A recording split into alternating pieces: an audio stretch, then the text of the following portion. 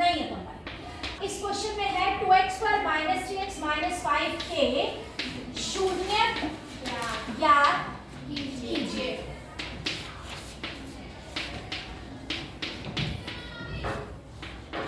ठीक है, अब ये आपका बहुपद है, अगर बराबर है 0 डाल दिया जाए तो ये समीकरण हो जाएगा। ठीक है, और अब अगर हमें इसके शून्य निकालने हैं या फिर इसको बोला जाए कि इसके मूल निकालिए, तो इसका मतलब होता है x की वैल्यू निकालना, जिसे हम बाद में अल्फा और बीटा का नाम देते हैं। ठीक है, अब x की वैल्यू हम द्विघात समीकरण वाले फॉर्मूले से ही निकालेंगे, क्योंकि वो हम कहीं पर भी अप्लाई कर सकते हैं। तो हम यहाँ पर क्या करेंगे, सबसे पहले ABC लिखेंगे। a बराबर है 2, जो x² का गुणांक होता है उसे a कहते हैं, जो x का गुणांक होता है उसे b कहते हैं। और घटा का चिन्ह हमें हटाना नहीं है, साथ में लिखना है। तो b की वैल्यू क्या हो गई, घटा 3, और c की वैल्यू क्या हो गई, घटा 5। तो d क्या हो गया हमारा, b² - 4ac। ये फॉर्मूले याद कर लो, d बराबर है b² - 4ac।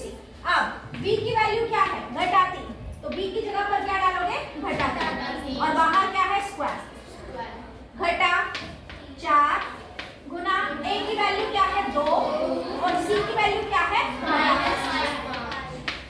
तो अब ये होने का 3 का स्क्वायर, घटा का जब भी स्क्वायर करते हैं तो हमेशा अपने आप ही जमा हो जाता है, साइन तो अपने आप ही जमा हो जाता है। ठीक है, क्योंकि इसका मतलब होता है घटा 2 बार, घटा 2 बार का मतलब क्या हुआ, गुणा करते समय जमा का निशान हो जाएगा। अब 3 का स्क्वायर क्या हुआ, 9।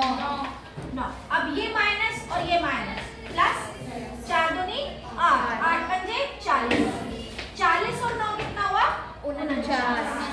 अब फॉर्मूला क्या है हमारा, x बराबर है घटा b जमा √d बटा में 2a, और दूसरा मूल कैसे निकालते हैं, दूसरा शून्य, घटा b घटा √d बटा 2a। तो अब यहाँ पर क्या करेंगे, बराबर का निशान, एक b के साथ क्या निशान है, घटा का ना, और यहाँ पे भी b की वैल्यू घटा है, तो घटा घटा मिल करके क्या हो जाएगा, तो यहाँ पर क्या हुआ हमारा, जमा 3 हो गया।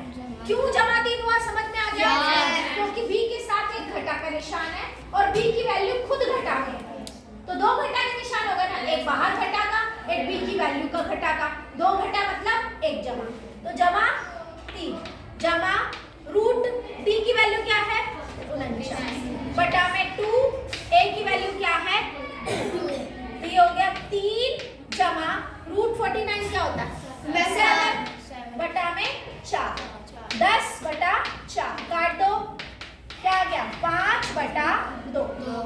अब ऐसे यहाँ पर फिर से घटा भी है, एक घटा ये रहा, एक घटा ये रहा, तो क्या बन जाएगा, जमा 3 घटा 49 बटा 2 × 2, 3 घटा 7 बटा 4, बड़ी रकम घटा की, ये जमा की है, ये घटा की, तो घटा होगा, तो घटा 4 बटा 4, 4 घटा 1, तो हमारे 2 मूल आ गए, 2 शून्य आ गए। मैं दोनों नाम बोल रही हूँ इसीलिए क्योंकि जब समीकरण आएगा तो बोलेंगे मूल ज्ञात करो, जब बहुपद आएगा तो वो कहेंगे शून्य। और फर्क क्या होगा, बस यहाँ पर बराबर का निशान 0 के साथ दे दिया जाए तो उसे कहते हैं द्विघात समीकरण, और उसमें x की वैल्यूज को मूल कहते हैं, और जब यहाँ पे बराबर 0 है नहीं दिया जाए तो उसे कहते हैं बहुपद, और उसके में x की वैल्यूज को शून्य कहते हैं। सिर्फ नामों का फर्क है, काम वही करना है, समझ आ गई बात। तो हमारे ये शून्य निकल आए हैं, इन्हें हम बाद में अल्फा और बीटा का नाम